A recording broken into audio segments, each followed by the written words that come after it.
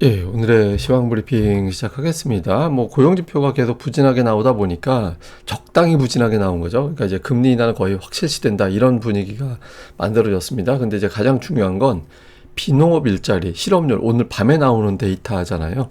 그러니까 이걸 이제 기다리고 보자 이렇게 이제 심리들이 만들어지면서 상승은 하되 약간만 올라가는 그런 모습을 보였고, 또 일부에서는 고용지표가 너무 안 좋게 나오면 금리 인하 문제가 아니라 경기가 나빠질 수 있다, 이런 걱정이 더 앞설 수 있다, 이런 우려도 일부는 작동을 했던 것 같습니다. 그리고 이제 3200포인트, 코스닥은 800포인트 넘어가는데, 그러니까 이 위에서부터는 좀 아주 적극적으로 따라붙는 그런 매수에는 별로 없는 것 같습니다. 일단 올라갈 때까지는 합류는 하는데 추가적으로 밀어 올리려면 뭔가 또 추가 매수가 붙어야 되잖아요. 근데 이 위에서는 최근 들어서 보면 계속 좀 조심스러워하는 그런 움직임이 있죠. 사실은 호재 때문에 그동안 올라왔던 게 아니라 걱정했던 게 완화되는 그런 것 때문에 올라온 거라서, 그러니까 추가 상승 위해서는 이제 강력한 뭔가 한 방이 좀 필요하다, 이걸 또 기다리는 그런 분위기였던 것 같습니다. 그리고 특히 이제 외국인들이 오늘 아침에도 설명드렸습니다만은 3200 넘어가서 박스권 상단 부근으로 가면 또 신중해지는 그런 모습을 보이잖아요. 그러니까 오늘 또 그런 형태를 보였고, 업종으로는 전기전자 집중 매수하고 운송장비 팔고, 그 외 업종은 그냥 평범했어요. 그러니까 전기전자 사고 운송장비 팔고, 근데 그 두 업종도 사실은 한 종목씩 집중 매매한 거였거든요. 그래서 전체적으로는 좀 관망하는 그런 분위기였습니다. 그래서 종목들도 업종이 전체로 다 올라갔다 이렇게 할 수 있는 거는 통신 장비 정도, 그 정도가 세게 올라갔고, 그 외에는 이제 업종 안에서 좀 골라서 가는 그런 형태를 보인 게 오늘 장의 특징이었습니다. 근데 오늘 아시아 증시는 대체로 다 좋았어요. 아무래도 이제 미국이 금리 내리는 게 거의 확실시된다.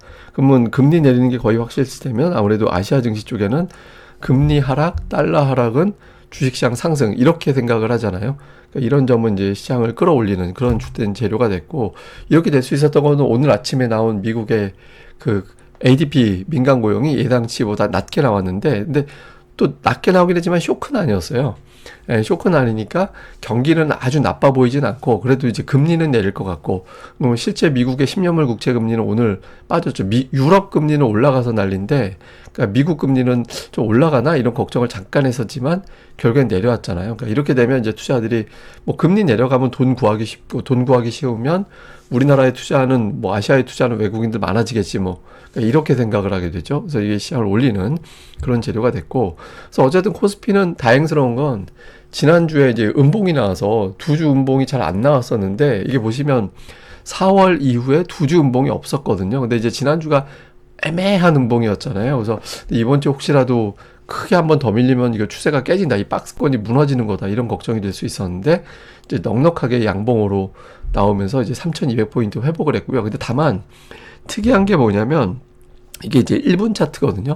그러니까 9월 2일에 아침에 붕하고 띄운 거 이유를 놓고 보면 그냥 깨작깨작 계속 올라가요. 그러니까 한 번씩 이렇게 가파르게 올라가면 그 가파르게 올라가는 건 찍어 눌러가지고 다시 원위치로 만들어 놓거든요. 그러니까 일정한 각도를 갖고 대략적으로 하루에 한 5포인트 정도? 그 정도 페이스로 올라가게끔 좀 마치 조절을 하는 듯한 그런 느낌이 있었거든요. 그러니까 아마 다음 주가 동시만기라 그런지 모르겠는데, 그러니까 지수를 좀 일부러 페이스를 조절하는 것 같다, 이런 느낌이 좀 있었습니다. 그래서 화요일 이후부터는 위아래로 삐져나가는 거는 컷해버리면서 완만하게 추세를 올리는 그런 시도가 좀 있었죠. 그래서 좀 벗어나지 않게 좀 막는 그런 움직임도 좀 일부 있었던 것 같고요. 코스닥은 일단 고점이 낮아지는 추세에서 돌파하는 추세로 바뀔 가능성이 있습니다. 일단 윗꼬리 기준으로 보면은 걸려 있는데, 몸통 기준으로 보면은 돌파가 된 거거든요. 그래서 코스닥은 제가 이번 주에 조금 의미 있는 이평선 몰리고 나서 변화가 있을 것 같다. 근데 일단 위로 시도를 강하게 하는 그런 움직임이 있었습니다. 근데 이게 이제 조금 이런 건 있어요. 그러니까 제가 어젠가 그제 한번 말씀드린 건데, 코스닥이 되게 독특한 패턴이 있다. 월별 반으로 딱 쪼개면 월 중간에는 올라갔다가 월 후반에는 빠지는 그런 현상이 좀 반복되고 있거든요. 그래서 지금도 또 그런 건가 싶기도 하잖아요. 그래서 일단 근데 여기서 고점이 낮아지는 추세를 돌파해버리면 지금 이 패턴을 벗어나서 변화가 생겼다라고 볼 수 있고, 오히려 고점과 저점이 높아지는 추세로 바뀌게 되거든요. 그래서 다음 주에 이제 820까지만 넘겨놓으면, 그러면 이제 시장이 조금 더 편안하게 가는 그런 상황이 될 수 있죠. 그래서 다음 주가 상당히 중요할 거로 보여집니다. 뉴스들을 보면 일단 금리 인하, 예, 그러니까 이게 이제 연준위원들이 되게 표면적으로는 신중해요. 뭐 지표 봐야 된다. 뭐 이렇게 데이터 확인해야 금리 추가 인하, 그러니까 금리 인하 재개 여부를 판단할 수 있다. 이런 메시지 많이 하는데 강력하게 동결하겠다고 얘기하는 사람이 없어졌어요. 그러니까 매파가 없어졌어요. 중립이거나 비둘기거나 이렇게 구분이 되는 걸로 바뀌어 있거든요. 이게 트럼프한테 하도 몇몇 사람들이 당하는 걸 봐서 그런지 모르겠는데 어쨌든 지금 봐서는 어지간하면 금리 내려줄게 이런 메시지를 좀 내놓는 이제 그런 느낌이었고, 그다음에 이제 오늘 하이닉스가 또 뉴스가 나왔죠. 디램 1위 오히려 격차가 커졌다. 그러니까 이런 보도가 나오면서 올라갔고, 제가 며칠 전에 하이닉스 저 첨단 장비 들여온 거 저거 간단하게 볼 줄은 아닌 것 같다고 그 말씀 드렸었잖아요. 근데 어쨌든 오늘 지수 올리는데 좀 역일조를 했다. 이렇게 봐야 될 것 같고, 그다음에 그러니까 포스코가 오늘 빠졌는데 사실 저게 그 H&M 인수해서 물류 비용이 포스코가 매년 몇 조씩 나가는 회사니까 뭐 시너지 나겠다 이렇게 이제 기대를 하는 것 같긴 합니다만, 근데 이제 한편으로 보면 돈 쓰는 거, 그리고 돈 쓰는 거를 하면서 여기 이게 본업이 고전 중이었구나 이런 것들이 또 부각된 측면이 있죠. 그래서 이제 이것 때문에 좀 밀리는 매물이 나오는 그런 모습을 보였고, 그다음에 오늘 여론조사가 좀 흥미로운 게 나왔는데 국민 절반은 양도세 기준 50억 원 유지해야 된다 이런 이제 게 나왔고, 5,000포인트 돌파 쉽지 않다. 그러니까 이런 어떤 의견도 다수였거든요. 근데 요 여론조사는 제가 좀 의미가 있는 것 같아서 잠시 후에 좀 자세히 설명드리도록 하겠습니다. 뭐 종목은 뭐 앞서 말씀드렸던 하이닉스가 고점이 낮아지는 추세에서 고점이 높아지는 추세로 좀 바뀌는 듯한 그런 움직임이 좀 있었고요. 그 다음에 이 반대로 오늘 두 종목이 시소를 탔어요. 하이닉스하고 이제 하나오션하고 엇갈리는 그런 모습을 보였는데, 다만 이제 하나오션도 지킬 자리는 지켰죠. 21선에서 이제 꼬리 달고 올라오긴 했는데 어쨌든 독특하게도 두 종목이 시소를 타는. 근데 이 두 종목이 공통점이 있어요. 그러니까 미국하고 연결이 되는 종목이잖아요. 하나오션은 이제 미국의 그 마스카 관련된 어떤 대표적인 어떤 종목으로 알려져 있고, 하이닉스도 미국의 이제 공장을 짓네만에 그러니까 이런 어떤 것과 그러니까 미국의 정책에 따라서 이제 중국에서의 어떤 타격 우려 뭐 이런 것들이 있는 상황인데, 어쨌든 두 종목 간에 어떤 시소가 나온 거 좀 특이했고, 그다음에 그 엔터주가 지금 케이팝 스타들이 아이돌이 중국에서 공연 뭐 취소되고 이런 것들 때문에 좀 흘러내렸다. 근데 요 부분에서 이제 돌리지 않으면 이거 뭔가 좀 다른 강력한 뭔가 또 있는 거다 이런 걱정이 될 수 있다라고 말씀드렸잖아요. 다행히 이제 그 근처에서는 일단 돌리는 시도는 있었고요. 그리고 증권업종을 제가 보여드리는 건 오늘 뭐 별다른 특징은 없는데, 지난주인가요? 지지난주인가요? 그러니까 이소영 의원이 방송에 나와서 9월 초 정도에 양도세 기준 같은 게 좀 확정이 되면 어떨까, 되기를 뭐 기대한다? 아니면 예상한다? 뭐 이런 취지의 이야기를 했었거든요. 그러니까 아마 다음 주가 그 주간인데요. 그래서 어떤 메시지가 나올 가능성도 있어서, 그러니까 증권업종이 또 관련된 종목으로 되어 있잖아요. 그래서 어떤 변화가 생기는지, 이것도 한번, 이게 차트는 되게 플랫한 느낌이 들죠. 옆으로 쭉 가는 듯한 어떤 변화가 나오는지는 좀 봐야 될 것 같습니다. 대형주는 뭐 앞서 말씀드렸던 하이닉스가 오늘 코스피 올린 거 하고 뭐 하이닉스하고 거의 비슷하죠. 예, 그러니까 뭐 삼성전자하고 LG에너지 솔루션이 지수 떨어뜨린 걸 하이닉스 혼자 브로킹을 하는 그런 모습을 좀 보인 게 특징이었고, 근데 그 외에는 뭐 이렇게 특별하게 이제 튀었다 이런 느낌의 종목은 없었던 것 같고요. 코스닥은 오늘 제약 바이오 종목군들이 상대적으로 강했어요. 그러니까 3천당 제약은 주춤했지만 그 외 종목군들은 어느 정도 올라가는 그런 모습을 보였거든요. 그래서 제약 바이오 쪽의 종목이, 이게 아마 개별적인 재료가 이제 종목들이 있는 것도 뉴스로 나오긴 했는데, 금리 인하 국면에서 제약주를 선호하는 투자자들이 좀 있거든요. 그래서 그런 부분들도 일부는 영향을 준 걸로 보여집니다. 자, 수급은 외국인들이 오늘 매도, 기분 좋게 매수하다가 그냥 3,200 넘어가니까 또 주춤하는, 그 버릇을 또 재현하는 그런 모습을 보였는데, 근데 코스닥은 계속 매수해요. 기관도 매수고, 그래서 코스닥이 4일 연속 올라가는데 이제 두 주체가 일조를 했죠. 근데 오늘 특이한 게, 그 전기전자하고 운송장비하고 외국인 투자자들이 전기전자 2,400억 사고 운송장비 3,800억을 팔았거든요. 그러니까 두 업종 빼면은 이렇게 뭐 대량으로 매매했다 이런 업종이 없었어요. 그러니까 오늘 유난히 두 업종이 충돌했다. 그리고 두 업종의 차가 1,400억 정도 돼서 전체 매도 규모하고 수매도 규모하고 비슷했거든요. 그래서 오늘은 이 두 업종 말고는 외국인들이 이렇게 좀 활발하게 매매를, 뭐 매수다 매도다 이렇게 특징 있게 매매했다 이렇게 보기는 어려운 것 같습니다. 이 종목은 뭐 거의 매매한 거 그대로죠. 하나오션 3,400억 팔고 하이닉스 2,800억 사고 삼성전자 1,000억 팔고 1,100억 정도 팔았는데, 그 외 순위 종목들이 순매매 규모가 되게 미미해요. 그냥 조선주 좀 샀구나. 그러니까 이런 느낌이 있고, 뭐 있는데, 지주회사들 좀 샀다. 이런 거 있긴 하거든요. 근데 매수 규모가 크지 않아요.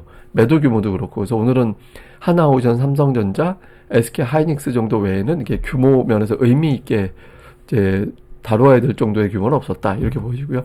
기관 투자자들은 오늘 두산이 매수 1위였고, 하이닉스 매수했고, 그다음에 그 외에는 뭐 조선주가 이제 매수에 좀 깔려 있는 그런 모습이었고요. 그다음에 그러니까 포스코홀딩스는 이제 HMM 관련해서 이게 두 종목이 공교롭게도 이제 매도에 다 들어가 있는 그런 모습이 있는 게 특징이었는데, 약간 2차 전지 색깔이 강한 종목들이 매도였어요. 그러니까 포스코홀딩스도 사실 2차 전지 색이 있는 종목으로 보잖아요. LG에너지 솔루션, LNF, 삼성 SDI, 포스코 퓨처엠. 그러니까 그 2차 전지 색깔 있는 종목들이 좀 매도에 많이 들어가 있었고요. 그다음에 코스닥에서 이제 외국인들은 제약바이오, 예, 순매수 상단이 전부 다 제약바이오로 채워져 있는 그런 모습이었죠. 그리고 매도 쪽은 이렇게 뭐 특별하게 어떤 업종별 특징이 있다 이렇게 보기는 좀 어려웠고요. 기관 투자자들은 반도체가 많았습니다. 오늘 뭐 ISC, 테크윙, PSKI, 하나마이크론 뭐 이런 식으로 해서 FST, 뭐 코미코, 하나머트리얼즈, 제주반도체에서 반도체 쪽 종목을 열심히 담는, 예, 그런 모습을 보였고, 매도는 뭐 이렇게 특별하게 어떤 LNC 바이오가 있긴 하지만 뭐 특별하게 어떤 업종별 특이성이 있었다 이렇게 이제 보기는 애매했던 것 같습니다. 뭐 증시 요약을 해보면 단연 오늘은 그냥 비노, 이게 다음 주 월화까지는 연결이 되는 자리겠죠. 예상치는 일자리 75,000, 실업률 4.3. 이게 이제 시나리오가 있어요. 예를 들어서 3만 밑에 이렇게 나와버리면 경기 침체 걱정을 동시에 하는 경우가 생길 수도 있거든요. 그래서 근데 뭐 눈치껏 나오는 게 되게 중요하죠. 그래서 뭐 실업률에서 4.5% 나오면 금리 인하가 문제가 아니라 경기를 걱정해야 되나? 이렇게 될 수도 있어서, 그러니까 좀 수치에 따라서 해석이 좀 분분할 것 같아서 어쨌든 이후에 금리와 달러 인덱스가 어떻게 되는지, 그래서 금리 인하에 이제 좀 충실하게 움직이는 게 제일 중요하죠. 그다음에 빅테크가 이번 주 특이하게 애플과 알파벳 급등하고 나머지 잠잠하고, 그러더니 어제는 아마존 급등하고 나머지 잠잠하고 이렇게 돼 있잖아요. 그러니까 빅테크가 동시로 안 가고 하나씩 움직인다라는 건 동시에 끌어올릴 돈이 있는 게 아니라 자금이 분산되고 있다라는 거예요. 그러니까 빅테크에만 집중하던 자금이 다른 쪽으로 분산되어 있다 이렇게 볼 수 있고, 그 이후로는 아무래도 금리가 내려가면 그러면 이제 부채가 많이 있는 기업들에 대해서도 좀 관심을 갖게 되죠. 그런 현상으로 보여지거든요. 그래서 빅테크 내에서의 차별화가 어떻게 돌아가는지. 그 다음에 이제 4일 연속 올라갔는데 오름폭이 폭발적이진 않았거든요. 근데 여기서 이제 쭉 하고 밀어 올리기 위해서는 1차적으로는 오늘 미국의 고용지표가 중요하고, 다음 주 정도 됐을 때 어떤 정책적인 어떤 메시지가 나오면 좋은 타이밍이긴 하다. 뭐, 그래서 한번 요 부분이 어떻게 돌아가는지는 또 봐야 될 것 같습니다. 자, 이거는 그 한국갤럽에서 나온 여론조사인데, 이게 오늘 뭐 주로 제목으로 많이 달린 건 뭐 양도세 부과 대상 50억 원 유지가 좋다. 47%. 아니다. 27% 정도 되는데, 이게 되게 특이한 건 주식 보유한 사람이 47%거든. 응답자 중에. 근데 양도세 보유, 그러니까 50억 원이, 양도세 기준 50억 원이 맞다라고 얘기하는 사람도 47%잖아요. 그러니까 이건 사실상 이제 주식 투자하는 분들 대부분 다 저렇게 했겠구나. 이렇게 추정이 되는 대목이죠. 그리고 이제, 근데 5,000포인트가 가능할 거냐에 대해서 가능하지 않다가 50이고, 가능하다가 27% 정도였어요. 그리고 해외가 낮다가 56%, 국내가 낮다가 21%였거든요. 그러니까 이거는 제가 보기에는 지난번에 한참 증시 좋을 때 만약에 했다면 5,000포인트 가능하다라고 나오는 비율이 이거보다 높았을 겁니다. 근데 그게 지금 2달 동안 끊어져 있잖아요. 그러니까 근데 주식은 어느 정도 심리적인 영향도 받아요. 그리고 이제 심리적인 영향에 따라서 예탁금이 또 늘어날 수도 있게 되는 거거든요. 그래서 제가 아까 뭐 텔레그램 채널에도 올리긴 했습니다만은 뭐 1,400만 잡고 주식인고, 만약에 여기서 100만 원만 가치가 올라가도 14조 원, 1,000만 원 가치가 올라오면 140조 원이 되고, 그 돈의 10%만 소비로 연결되면 1조 4천억, 14조 원의 소비가 연결이 되는 거다. 그래서 최고의 경기 부양의 하나는 주식시장 올라가는 거라고 제가 누차 말씀드리고 있잖아요. 그래서 이 부분이 상당히 중요합니다. 그래서 아마 요런 어떤 여론조사도 어느 정도 좀 뭐 알려졌을 것 같은데, 꼭 좀 뭔가, 그러니까 주식시장은, 그러니까 이게 그러니까 소비를 많이 해도 세금이 많이 거치거든요. 그러니까 이런 좀 열린 걸로 한번 정책을 펼쳐주는 것도 이제 경기를 위해서는 좀 도움이 되지 않을까. 오늘 한국갤럽 여론조사가 좀 의미가 있는 것 같아서 좀 인용을 해봤습니다. 예, 저는 또 다음에 뵙겠습니다. 이 방송 구독하기와 좋아요, 예, 꼭 부탁드립니다. 감사합니다.